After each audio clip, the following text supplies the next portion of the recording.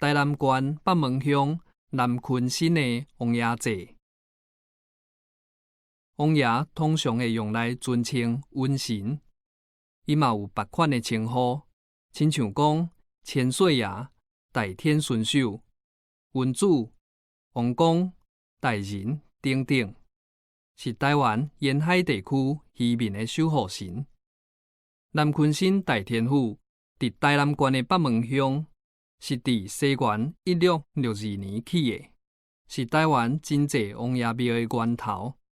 当然，嘛是规模上大的王爷庙，一般称呼做南昆新庙，也是五王庙，是协定的二级古迹，占地大约有20甲，有天下第一府的好名声。服侍的主神有李、狄、吴、朱、甲范五府的千岁，全台湾真济的王爷拢是为遮分灵出去的。5位王爷的祭典是以5王的生日为主，一年4摆分别伫咱人的4、6、8、9月。其中上大场的王爷祭，就是4月16、17两日，李、范2位王爷的圣诞做代表。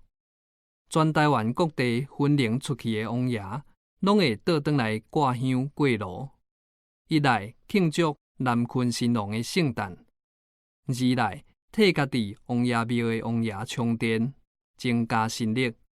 这会使讲是南台湾上大的祭典。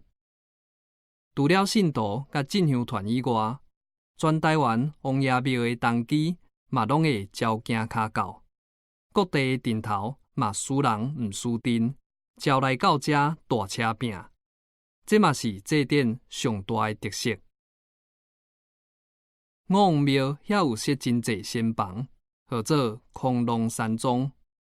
因逐年拢会出钱出力，伫遮办台语文学营，推广在地的文化，嘛培养出济台语文的作家，对台湾母语的教育有真大的功劳伫咧。作者陈宪国。